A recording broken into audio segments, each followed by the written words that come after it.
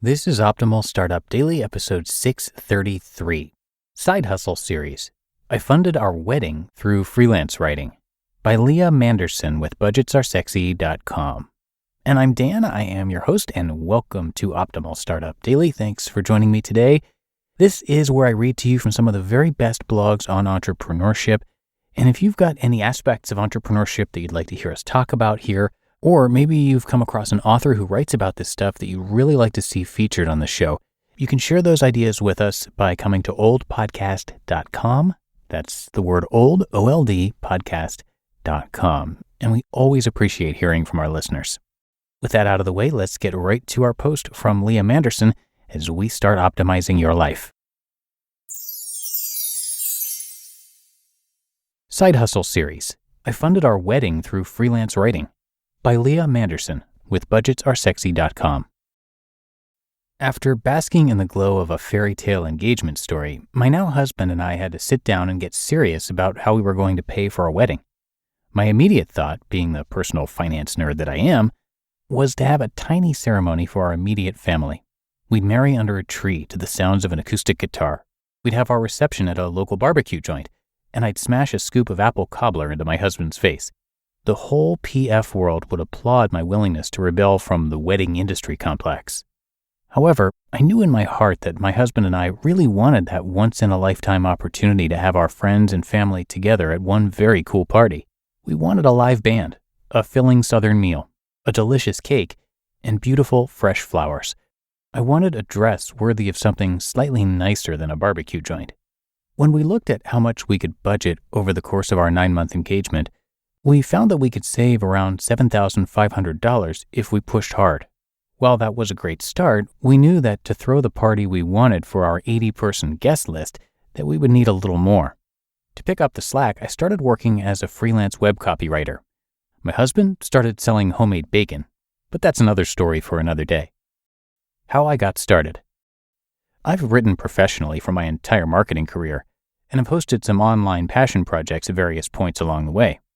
Through those experiences, I've gotten pretty good at writing for the web and for business. To sell my services, I sent email pitches to women-owned businesses in my area, telling them how I could help them improve their sales. I gave them 3 specific critiques of their websites that they could use right away, even if they didn't hire me. Being that generous helped me establish my credibility and land business within 2 months of getting started. After I had impressed a few clients, I leveraged my newly formed network.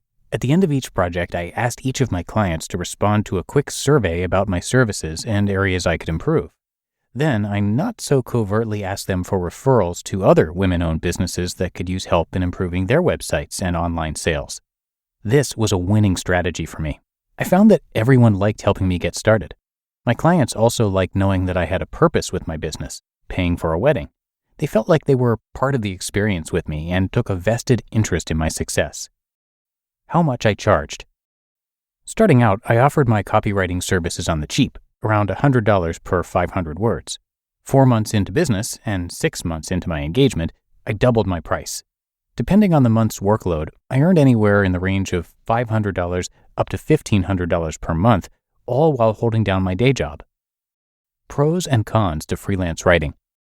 The best part about being a freelance writer is that it plays well to my strengths.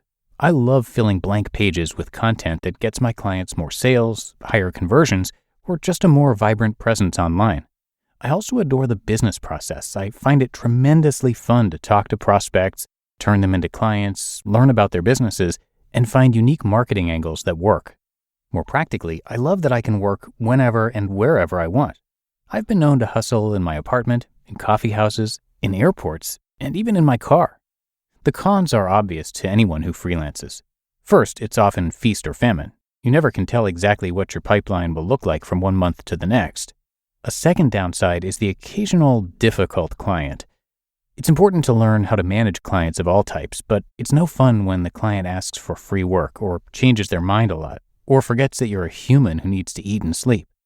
Lastly, there are those pesky taxes, which I know Jay Money loathes just as much as I do. How you can freelance too. If you think you'd be a great copywriter, start building your portfolio and network as soon as possible. Pick a niche you like working with and whose businesses have enough money to pay you well, and email people with a short introduction about how you can help. Your email can be something like, "Hi, my name is Bob, and I recently started a copywriting business. If you're interested, I'd be happy to send you 3 suggestions as to how I can improve your website. Thanks, Bob." Or, if you're new and don't have a portfolio, you may want to do a couple of free projects to get experience. In exchange for free projects, request either a testimonial or referral to further your business in a non-monetary way. This was a huge factor in helping me ramp up my business and network quickly. It's a roller coaster of emotions in the beginning. It took me 2 months to get my first client, but so worth the effort when you finally get a yes. How the story wraps up. Over the course of 7 months, I helped 15 women-owned businesses sell more of their services online, which has since paved the way for my business to last long after our wedding was over. I ended up making more than $5,000, which went toward both our wedding and our honeymoon in Antigua. Bash the big wedding if you will, but I couldn't have been happier to spend that time with my closest family and friends, and working for it made it that much sweeter. You just listened to the post titled Side Hustle Series, I Funded Our Wedding Through Freelance Writing by Leah Manderson with budgetsaresexy.com. And thank you to Leah.